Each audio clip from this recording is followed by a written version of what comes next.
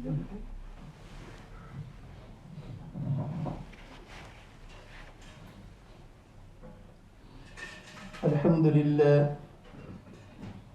لله نحمده ونستعينه ونستغفره ونؤمن به ونتوكل عليه ونعوذ بالله من شرور أنفسنا ومن سيئات أعمالنا من يهده الله فلا مضل له ومن يضلله فلا هادي له وأشهد أن لا إله إلا الله وحده لا شريك له وأشهد أن سيدنا ونبينا ومولانا محمدا عبده ورسوله أرسله الله تعالى إلى كافة للناس بشيرا ونذيرا وداعيا إلى الله بإذنه وسراجا منيرا صلى الله تعالى عليه وعلى آله وأصحابه وأزواجه وذرياته وأهل بيته وطاعته أجمعين.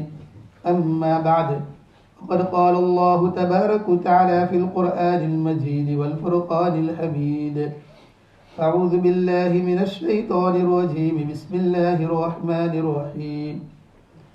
يا أيها الذين آمنوا اجتنبوا كثيرا من الظن إن بعد الظن إثم ولا تجسسوا ولا يغتب بعضكم بعضا أيحب أحدكم أن يأكل لحم أخيه ميتا فكرهتموه واتقوا الله إن الله تواب رحيم. صدق الله العظيم. در شریف پڑھ لیجیے.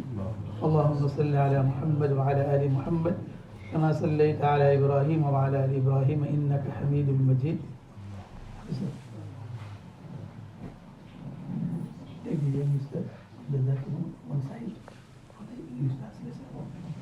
Boys, if you don't understand Urdu, the Hafiz sir, inshallah, make English translation.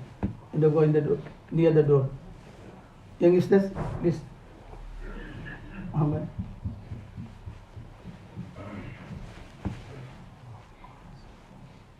बुजुर्गान मुहतरम, अल्लाह तबारक व तआला का ये बड़ा करम और एहसान और फजल है कि उस करीम ज़ात ने मुझे और आपको दीन का हम फरीदा नमाज जुमा अदा करने के लिए यहाँ जमा फरमाया. हम दुआ करते हैं कि अल्लाह तबारक व तआला हमारे इस जमा होने को, हमारे इस दीन के हम फरीदे को अपनी बारगाह में कबूल और मंजूर फरमा कर उसे हम सब के लिए दुनिया और आखिरत में नजात और हिदायत का ज़रिया बना दे. आमीन. गुज़िश्ता 2-3 हफ्तों से कुरान मजीद की इस आयत करीमा के मातहत इजमाली तौर पर, मुख्तसर तौर पर कुछ बातें अर्ज की. हमारे माशरे और समाज में इख्तिलाफात, लड़ाई और झगड़े, अदावत, दुश्मनी, उसका सबसे बड़ा रीज़न ये है कि हम एक दूसरे के बारे में बदगुमान हैं. नेगेटिव थिंकिंग, हमारी सोच पॉजिटिव नहीं होती है हमारे रिश्तेदारों के बारे में, बल्कि हम शुरू करें तो माँ बाप और औलाद के दरमियान में, मियाँ और बीवी के दरमियान में, भाई और बहन के दरमियान में, चचा और भतीजों के दरमियान में, मामू और भांजों के दरमियान में, जितने भी रिश्तेदारियाँ हैं उन सब को अगर हम ले लें तो वो सारी रिश्तेदारियाँ और सारी जो है रिलेटिवशिप और ये सारे जो है मामलात दोस्त अहबाब के साथ, मोहल्ले के अंदर, माशरे में, समाज में जो इख्तिलाफात और झगड़े हैं उसकी बुनियादी वजह बदगुमानी है, नेगेटिव थिंकिंग है. आपने जो है किसी को टेलीफोन किया, उसने आपका फ़ोन नहीं उठाया, हम बदगुमानी में मुब्तला हो गए. मैंने उसको फ़ोन किया, 1 मरतबा किया, 2 मरतबा किया, اور ہم نے تھنک کر لیا کہ اس نے جان بوجھ کر میرا ٹیلی فون نہیں اٹھایا. اب ہم اس کے بارے میں ہم نے غلط رائے قائم کر لی اپنے دماغ میں. کوئی آدمی جا رہا ہے اور ہم نے اس کو سلام کیا اور اس نے سلام کا جواب نہیں دیا. ہمارے مائنڈ میں آیا کہ اچھا اس نے میرے سلام کا جواب نہیں دیا، اتنا بڑا ہو گیا. ہم نے نیگیٹو تھنکنگ اپنے دماغ میں بٹھا لی. ہم کسی کے گھر پہ چلے گئے، لوگ کیا دستک دی اور گھر میں سے کوئی باہر نہیں نکلا، یا گھر میں سے کوئی لڑکا یا چھوٹا بیٹا یا بیٹی باہر آئی اور کہا ابو نہیں ہے، اور آپ نے کہا نہیں باہر تو کار کھڑی ہے، اور حالات ایسے معلوم ہوتے ہیں کہ ان کے فادر اندر میں ہے، لیکن دروازے کے اوپر سے نہ کہہ دیا. ہم نے بدگمانی میں مبتلا ہو گئے کہ یہ مجھے ملنا نہیں چاہتا. یہ جو ہے اس نے جان بوجھ کر دروازہ نہیں کھولا. کبھی ایسا ہوتا ہے کہ دستک دیتے ہیں، لوگ کرتے ہیں، کوئی نہیں آتا باہر، اور ہم نے نیگیٹو تھنکنگ بنا لی کہ اچھا کسی نے دروازہ نہیں کھولا، لائٹ چالو ہے، سب لوگ گھر میں ہیں، ہمیں کچھ حرکت بھی معلوم ہوتی ہے لیکن پھر بھی دروازہ نہیں کھولا. ہم نے برا گمان کر لیا. اس بدگمانی کی وجہ سے ہمارے دل میں جو بیٹھ جاتی ہے یہ اختلافات کا سبب بنتی ہے، یہ لڑائی اور جھگڑے کا سبب بنتی ہے، اور اس کی وجہ سے ہمارے دل کے اندر یہ بات پیدا ہوتی ہے کہ یہ آدمی فلاں شخص جو ہے وہ میرے بارے میں غلط سوچتا ہے، غلط تھنکنگ رکھتا ہے، لہذا میں اس کے ساتھ بولنا چھوڑ دوں گا.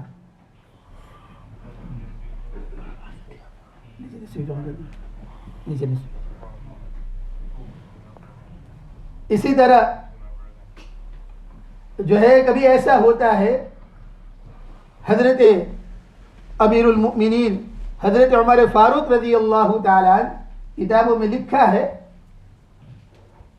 کہ اللہ کے نبی صلی اللہ علیہ وسلم کا وصال ہو گیا، انتقال ہو گیا، اور حضرت عمر رضی اللہ تعالی عنہ جیسے جلیل القدر پیغمبر صحابی تلوار لے کر، ہاتھ میں تلوار لے کر دروازے کے پاس کھڑے ہو گئے اور کہا کہ آج جو یہ کہے گا کہ نعوذ باللہ نبی صلی اللہ علیہ وسلم کا وصال ہو گیا، اس کی گردن ہوگی اور عمر کی تلوار ہوگی. میرے پیغمبر جو ہے اس کی وفات نہیں ہوئی، بلکہ میرے نبی اور پیغمبر جس طرح حضرت موسیٰ علیہ السلام کوہ طور پہ تشریف لے گئے تھے، میرا پیغمبر اور نبی بھی اللہ کو ملنے گیا ہے. صحابہ کرام غموں کے مارے آنسو ان کے رکتے نہیں تھے، اور صحابہ کرام کے اوپر بہت بڑا بوجھ تھا. کوئی دل ماننے کے لیے تیار نہیں تھا کہ اللہ کے نبی صلی اللہ علیہ وسلم کا وصال ہو گیا. ایسے وقت میں حضرت عثمان غنی رضی اللہ تعالی عنہ جو تیسرے خلیفہ ہے، حضرت عثمان غنی رضی اللہ تعالی عنہ بیٹھے ہوئے ہیں غم کے اندر، ایک فکر کے اندر بیٹھے ہوئے ہیں، اور حضرت عمر رضی اللہ تعالی عنہ وہاں سے گزرے تو سلام کیا. حضرت عثمان غنی رضی اللہ تعالی عنہ نے سلام کا جواب نہیں دیا. حضرت عمر رضی اللہ تعالی عنہ نے نہیں سنا. تو حضرت عمر رضی اللہ تعالی عنہ کے دل میں بات آئی کہ میں نے عثمان کو سلام کیا اور عثمان نے سلام کا جواب نہیں دیا. اس کے دماغ میں اور اس کے دل میں کیا بات آ گئی؟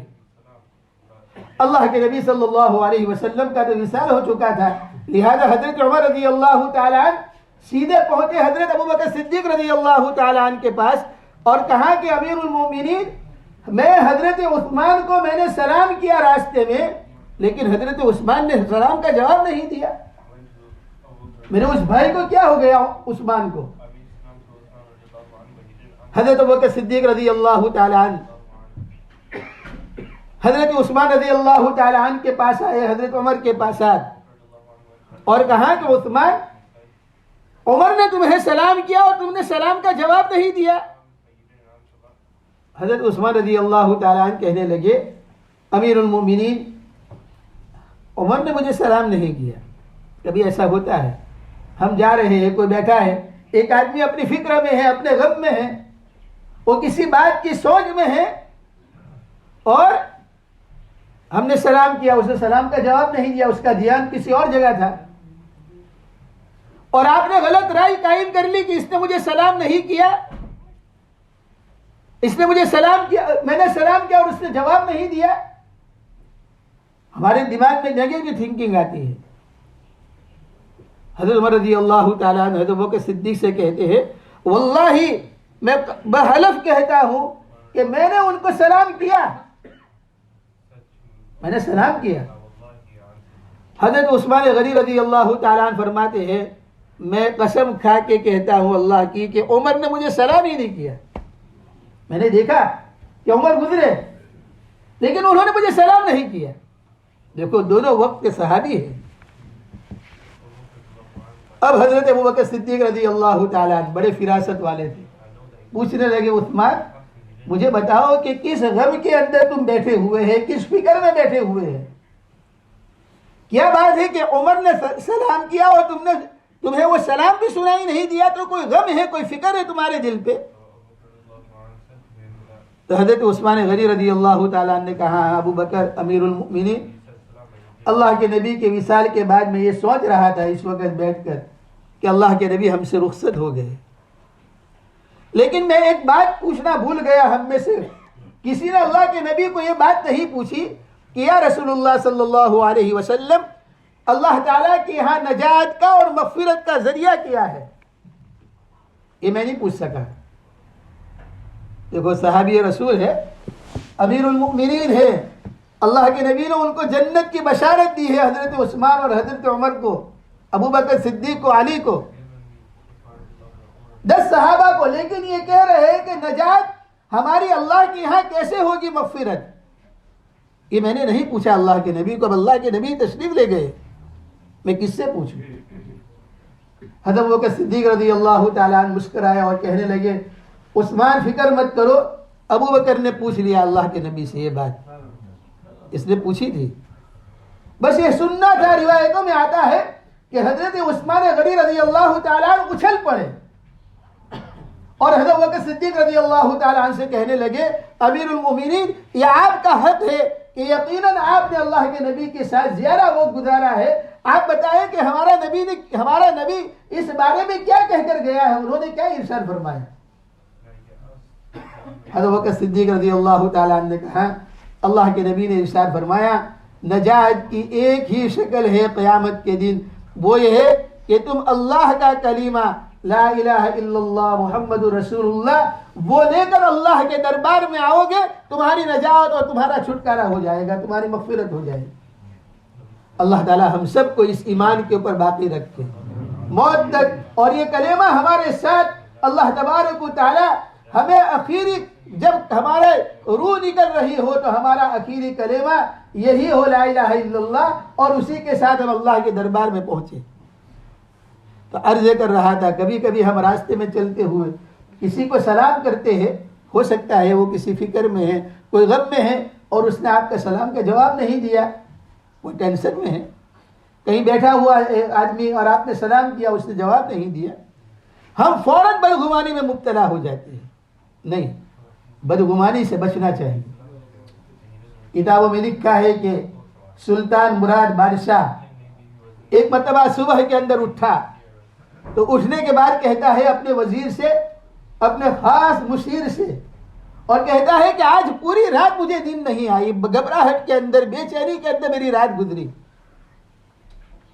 تو وزیر بڑا ہوشیار تھا, اس نے کہا آپ ایسا کرو کہ چلو عام لباس پہن لو اور ہم رعیت اور لوگوں کی خبر گیری کے لیے چلتے ہیں, آپ کا دل بہل جائے گا, لوگوں کے حالات سنیں گے, آپ کی طبیعت پر کوئی بوجھ ہے وہ دور ہو جائے گا.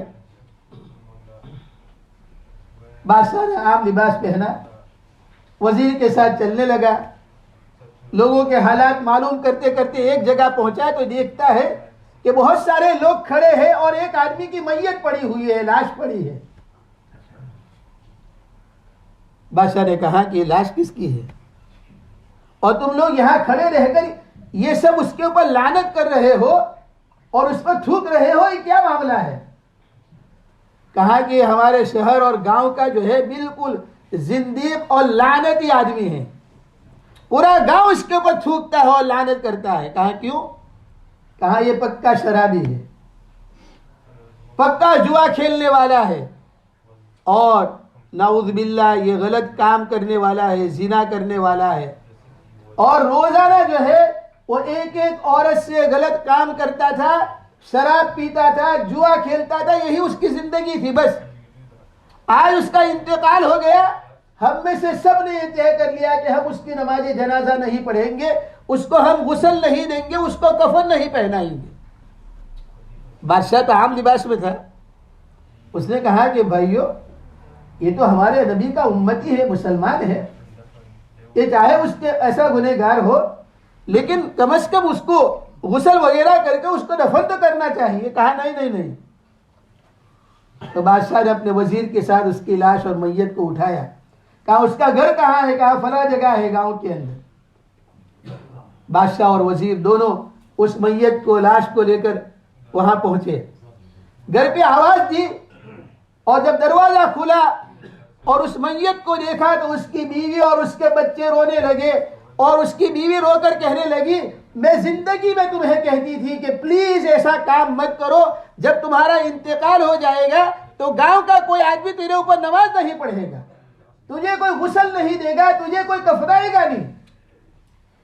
میں تجھے زندگی میں کہتی تھی لیکن تو میری بات نہیں سنتی تھی، نہیں سنتا تھا۔ آج یہی ہوا کہ پورا گاؤں تیرے اوپر لعنت کر رہا ہے۔ تو بادشاہ عام لباس میں تھا، اس نے کہا کیا ماجرا ہے، قصہ کیا ہے؟ تو بیوی کہنے لگی روتے ہوئے کہ میرا شوہر ہے، میرا ہسبینڈ ہے، اور یہ روزانہ یہ کرتا تھا کہ جب رات ہوتی تھی تو کسی طوائف کے جو ہے اڈے کے اوپر جاتا تھا، جہاں عورتیں برا کام کرانے کے لیے اور پیسے کے لیے اپنی عزتیں بیچتی ہے، وہاں جاتا تھا، اور وہاں جا کر اس عورتوں کو کچھ پیسے دے دیتا تھا اور اس کو کہتا تھا کہ آج رات تم برائی کے دروازے کو بند کر دو اور پوری رات تمہارے پاس کوئی آدمی آنے نہ پائے۔ ان کو پیسے دے دیتا تھا، یہ گھر آ جاتا تھا، مجھے کہتا تھا کہ اللہ کا شکر ہے کہ آج جو ہے آج میں نے اپنی ماں بہنوں کی حفاظت کر لی۔ اور جب صبح ہوتی تھی میرا شوہر جو ہے وہ شراب کھانے کے اڈے پر جاتا تھا، اور وہاں جا کر وہ کہتا تھا شرابی کو کہ کتنا شراب ہے، کہاں 50 لیٹر، سارا خرید لیتا تھا، نالی میں بہا دیتا تھا، اور کہتا تھا کہ الحمدللہ آج لوگ جو ہے شراب پینے سے بچ گئے۔ تو اس کا کام تھا، لیکن لوگ گاؤں والے سمجھتے تھے کہ یہ روزانہ غلط کام کرنے کے لیے رات کو جاتا ہے اور صبح کے اندر شراب پینے جاتا ہے، لہذا پورا گاؤں اس کو یہ کہتا تھا کہ یہ شرابی ہے، یہ زنا کرنے والا ہے۔ اور بیوی کہنے لگی میں رو رو کر اس کو کہتی تھی کہ یہ کام بند کرو، پورا گاؤں یہ سمجھتا ہے، بدگمانی میں مبتلا ہے، جب تمہارا انتقال ہوگا تو تمہیں کوئی جنازہ نہیں پڑھے گا، تمہیں کوئی کفن اور دفن نہیں کرے گا۔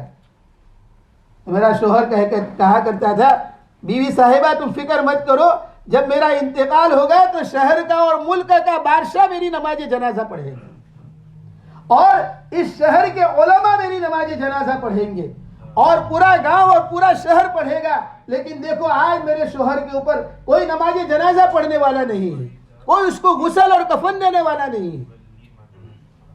تو بادشاہ نے روتے ہوئے کہا بہن فکر مت کرو، میں اس ملک کا بادشاہ ہوں، اس ملک کا بادشاہ ہوں، اور میں علماء کے اندر اعلان کراتا ہوں، گاؤں میں اعلان کراتا ہوں، میں اس کو غسل لوں گا۔ چنانچہ بادشاہ اس نے خود غسل دیا اپنے وزیر کے ساتھ، اس کو کفن پہنایا، اور کفن کے پہنانے کے بعد علماء کو بلایا اور پورے گاؤں میں اعلان کرایا کہ فلاں آدمی کی نماز جنازہ ہے، اور سب جو ہے نماز جنازہ کے اندر پہنچو۔ چنانچہ پورا گاؤں پورا شہر نماز جنازے کے لیے آ گیا، بادشاہ کا اعلان تھا۔ لیکن دیکھو گاؤں والے نے یہ سمجھا کہ یہ غلط کام میں ہے، اور وہ یہ کتنا اچھا کام کر رہا تھا کہ ماں بہنوں کی عزتیں بچا رہا تھا اور لوگوں کو شراب سے دور کر رہا تھا، اپنا پیسہ اپنا مال خرچ کر رہا تھا، لیکن بدگمانی نے اس کی لاش کو ایسے ہی رہنے دیا۔ آج ہمارا حال بھی یہ ہے، جب کسی کا انتقال ہو جاتا ہے ہم کہتے ہیں اچھا ہے ایسا ہی آدمی تھا۔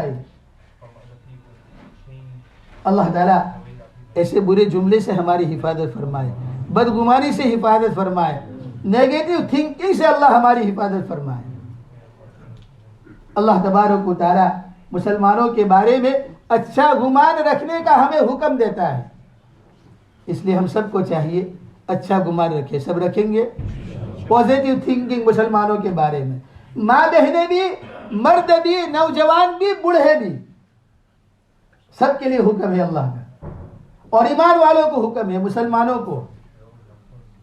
اور نمبر دو رکعت پڑھ کے صلاۃ التوبہ پڑھ کے دعا کرو کہ اللہ ہم نے آج تک جتنی بدگمانیاں کی ہے اللہ اس سے ہم توبہ کرتے ہیں، جس کے بارے میں بدگمانیاں ہیں اس کو صاف کرو اپنے دل میں سے۔ اللہ تعالیٰ مجھے بھی توفیق عطا فرمائے، آپ سب کو توفیق عطا فرمائے۔ آمین وآخر دعوانا الحمد للہ رب العالمین۔